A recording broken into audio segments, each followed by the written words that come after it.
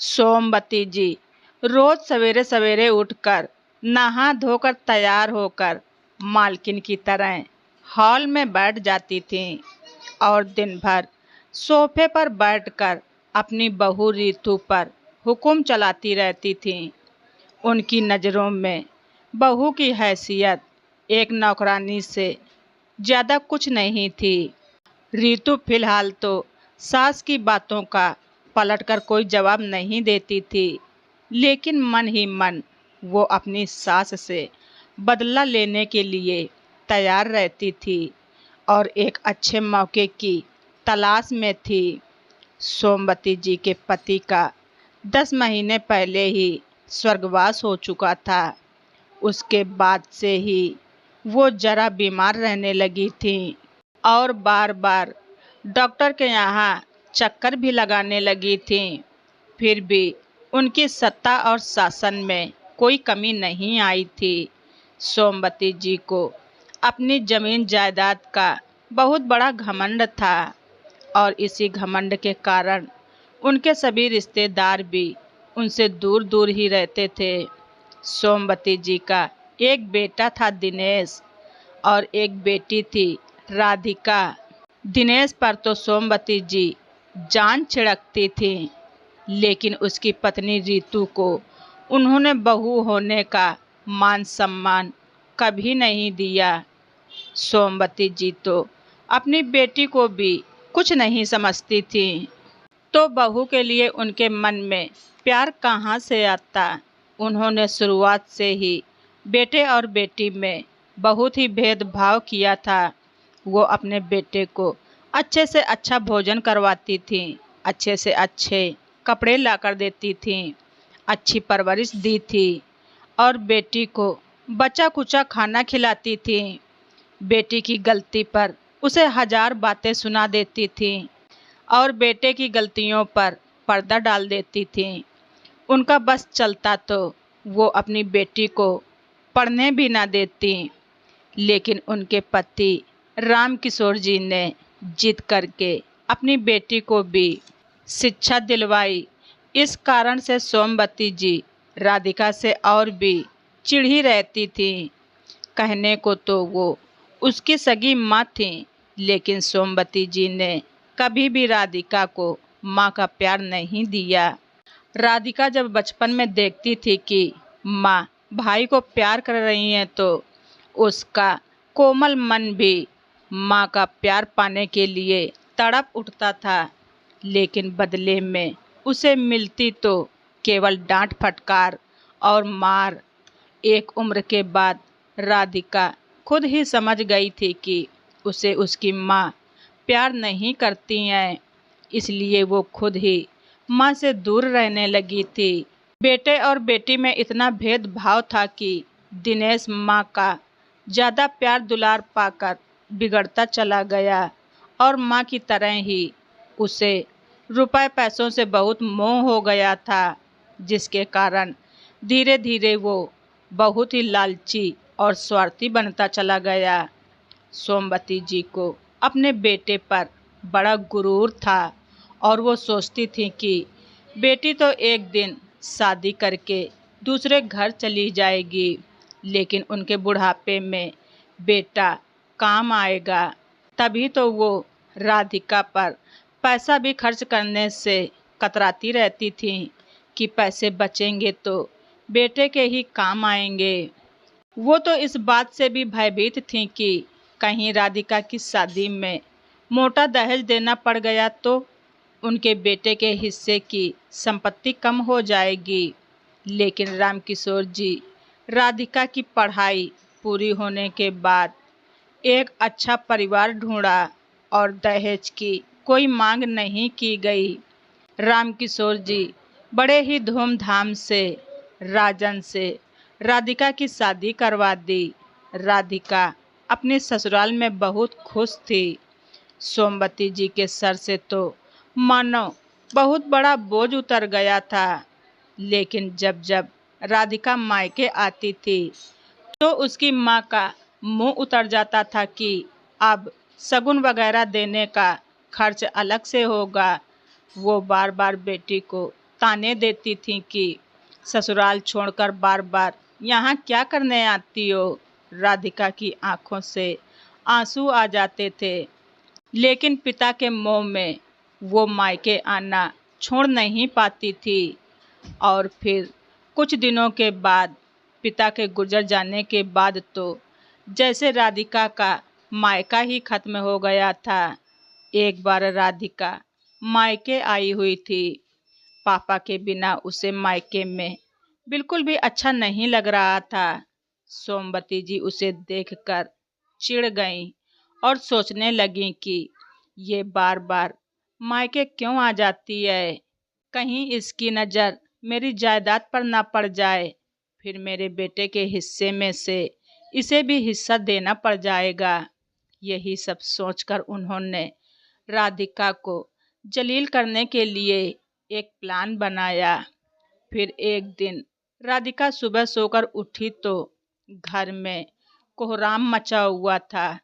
सोमवती जी ने राधिका को देखते ही कहा, राधिका, कल रात को तुम मेरे कमरे में आई थी ना? राधिका ने हाँ में सिर हिलाते हुए कहा, मैं तो आपके सर में तेल लगाने आई थी माँ। तो सोमवती जी ने तुरंत कहा, राधिका, तुमने मेरे सोने के कंगन लिए हैं क्या? सोमवती जी ने रूखे स्वर में कहा तो राधिका सकपका गई। उसने हकलाते हुए कहा, नहीं माँ, मैं आपके कंगन क्यों लूँगी? तो सोमवती जी ने चिल्लाते हुए कहा, बहू तो मेरे कमरे में आई नहीं, मेरा बेटा ऐसी नीच हरकत करेगा नहीं, तो बाकी बची तुम, जरूर ये हरकत तुम्हारी ही है। अगर तेरे मन में कोई लालच नहीं है तो क्यों बार बार मुंह उठाकर यहाँ चली आती है? राधिका तो ये सब सुनकर जैसे पत्थर की मूरत ही बन गई हो। अपने ही घर में चोरी का इल्जाम उसके लिए असहनीय था। उसकी आंखों से बहते हुए आंसू रुकने का नाम ही नहीं ले रहे थे। सोमवती जी ने उसे सफाई देने का मौका भी नहीं दिया और तुरंत उसके कमरे में गईं और उसका सारा सामान लाकर उन्होंने उसका हाथ खींचते हुए उसे मायके की दहलीज के बाहर निकाल दिया और उसका बैग फेंकते हुए बोली कि चली जा यहाँ से, दोबारा इस घर में कदम भी मत रखना। तुझे पता है कि तेरा यहाँ आना मुझे पसंद नहीं है, तो क्यों बार बार मुंह उठाकर यहाँ चली आती है? ये सब सुनकर राधिका को लगा जैसे किसी ने उसके कानों में गर्म तेल उड़ेल दिया हो। दरवाजे के बाहर उसका कुछ सामान और कपड़े जमीन पर पड़े थे। वो रोते हुए सब कुछ समेटने लगी। सामान तो उसने समेट लिया था, लेकिन वो अपने टूटे हुए मन को कैसे समेटती? उस दिन मायके की दहलीज को उसने आखिरी बार प्रणाम किया और बहुत सारे बिखरे एहसासों को बिना समेटे वहाँ से अपमानित होकर नम आंखें लिए हुए टैक्सी में बैठकर वहाँ से चली गई। उसने मन ही मन निश्चय कर लिया था कि अब वो इस दहलीज पर जलील होने दोबारा कभी नहीं आएगी। सोमवती जी बहुत खुश थीं कि उन्होंने अपने बेटे की संपत्ति के एक हिस्सेदार को हमेशा हमेशा के लिए उस घर से दूर कर दिया था। ये सब देखकर रितु को यकीन ही नहीं हो रहा था कि कोई माँ अपनी सगी बेटी के साथ ऐसा दुर्व्यवहार भी कर सकती है। उसे आज अपनी सास से बहुत घृणा होने लगी थी। राधिका भी बिल्कुल टूट चुकी थी। वैसे तो वो बचपन से ही माँ का ये रूप देखती आई थी, लेकिन आज तो उसकी माँ ने सारी हदें पार कर दी थी। वो अपने टूटे हुए मन को समझा रही थी कि कम से कम मेरा ससुराल तो अच्छा है, लेकिन फिर भी खून के रिश्ते का ऐसा घिनौना रूप उससे हजम नहीं हो पा रहा था। दिन बीतते गए। सोमवती जी अपनी सत्ता के नशे में चूर थीं। उन्हें पता ही नहीं था कि वक्त उन्हें कौन सा रंग दिखाने वाला है। फिर एक बार रितु के मायके से फ़ोन आया कि उसकी माँ की तबीयत खराब है, इसलिए वो कुछ दिनों के लिए मायके चली गई थी। घर पर केवल दिनेश और सोमवती जी ही थे। उस रात सोमवती जी के सर में दर्द हो रहा था, इसलिए उन्हें नींद नहीं आ रही थी। वो आधी रात को कमरे से बाहर निकली। बहू भी मायके गई हुई थी और बेटे के कमरे से कुछ आवाज़ें आ रही थीं। सोमवती जी आगे बढ़ीं। उन्हें अंदाज़ा भी नहीं था कि बेटा उनके साथ क्या करने वाला है। दिनेश अपने कमरे में कुछ फाइलें चेक कर रहा था। माँ की आहट आते ही उसने फाइलें छुपा ली। वैसे तो सोमवती जी को पढ़ना लिखना नहीं आता था, लेकिन जिसके मन में चोर होता है वो क्या करे। इसीलिए दिनेश भी माँ को देखकर घबरा गया था। सोमवती जी ने कहा, बेटा मेरे सर में दर्द हो रहा है, कोई दवाई हो तो मुझे दे दो। दिनेश ने चुपचाप माँ को दवाई दे दी और वो दवाई खाकर सो गईं। अगली सुबह दिनेश समय से पहले उठ गया था और किचन में जाकर अपनी माँ के लिए चाय नाश्ता तैयार किया।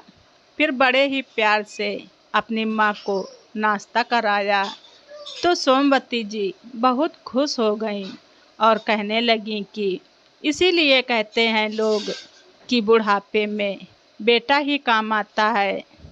देखो आज मेरा बेटा मेरी कितनी सेवा कर रहा है। दिनेश मुस्कुराते हुए बोला, माँ एक काम करो ना, मैंने आपके लिए हेल्थ इंश्योरेंस लिया है, आप इस पर अंगूठा लगा दो। सोमवती जी ने खुशी खुशी बेटे के दिए पेपर्स पर अंगूठा लगा देती हैं। अंगूठा लगाते ही दिनेश मुस्कुराता हुआ अपनी पत्नी को फ़ोन लगाते हुए कमरे से बाहर चला जाता है। फिर कुछ दिनों बाद जब उसकी पत्नी रितु मायके से वापस आई, तब वो सोमवती जी से कहने लगी कि सासू माँ, शहर में एक नया वृद्धा आश्रम खुला है, तो हम लोग सोच रहे हैं कि आप वहीं जाकर रह लीजिए। सोमवती जी गुस्से से उबलते हुए बोली, मेरे बेटे के होते हुए मुझे वृद्धा आश्रम जाने की क्या ज़रूरत है? तू अपनी माँ को क्यों नहीं भेज देती वृद्धा आश्रम? तो रितु कुटिलता से मुस्कुराते हुए बोली, मेरी माँ क्यों जाएंगी वृद्धा आश्रम? मेरी माँ अपनी बहू के साथ दुर्व्यवहार थोड़ी ना करती हैं। वो तो आपने मेरी नाक में दम कर रखा है, इसलिए अब आपको मैं अपने साथ नहीं रखूंगी। सोमवती जी गुस्से से बोली, ये घर मेरा है, तू कौन होती है मुझे अपने साथ रखने वाली या ना रखने वाली? तो दिनेश गुस्से से बोला, माँ तुम मेरी पत्नी से जरा तमीज़ से बात करो। अब ये घर मेरे नाम पर है और अब हम ये फैसला करेंगे कि तुम्हें यहाँ रहना है या नहीं रहना है। ये देखो घर के कागजात और तुमने खुद अंगूठा लगाया है। माँ अब तुम बूढ़ी हो गई हो, अब घर गृहस्थी का मोह छोड़ो, हमारे भी कुछ रुपए बचेंगे। अब तुम वृद्धा आश्रम में अपने हम उम्र के लोगों के साथ मज़े से रहना। तुम्हारी बीमारी वगैरह में बहुत पैसे बर्बाद होने लगे हैं और आखिरकार ये सारी संपत्ति मेरी ही तो है, तो क्या इस पर अधिकार जताने के लिए तुम्हारे मरने का इंतज़ार करना होगा? ये बात सुनते ही सोमवती जी के पैरों तले जमीन ही खिसक गई। उनकी आंखों से अपने आप ही आंसू बहने लगे। बेटे के इस विश्वासघात से वो एक पल में ही टूट गई थीं। उनके लिए उनका बेटा ही उनके जीवन का सहारा था, लेकिन बेटा तो और ही ज़्यादा स्वार्थी निकला। आज समय उनके ही बनाए हुए आईने में उनके ही कर्म दिखा रहा था।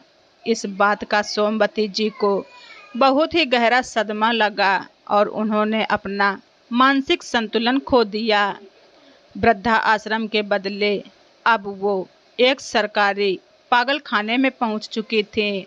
सोमवती जी ने जिस जायदाद को अपने बेटे के लिए सुरक्षित रखने के लिए बेटी पर इतने आरोप लगाए, उस पर इतने लांछन लगाकर उसे मानसिक रूप से परेशान किया, आखिरकार बेटे ने जब वो संपत्ति हासिल कर ली तो वो बेटा माँ का भी नहीं हुआ।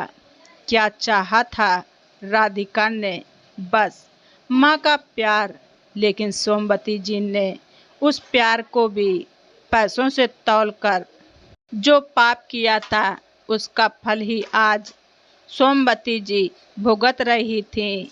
जब राधिका को अपनी माँ की मानसिक स्थिति के बारे में पता चला तो उसे बहुत दुख हुआ, लेकिन ये तो उनके ही कर्मों का फल था।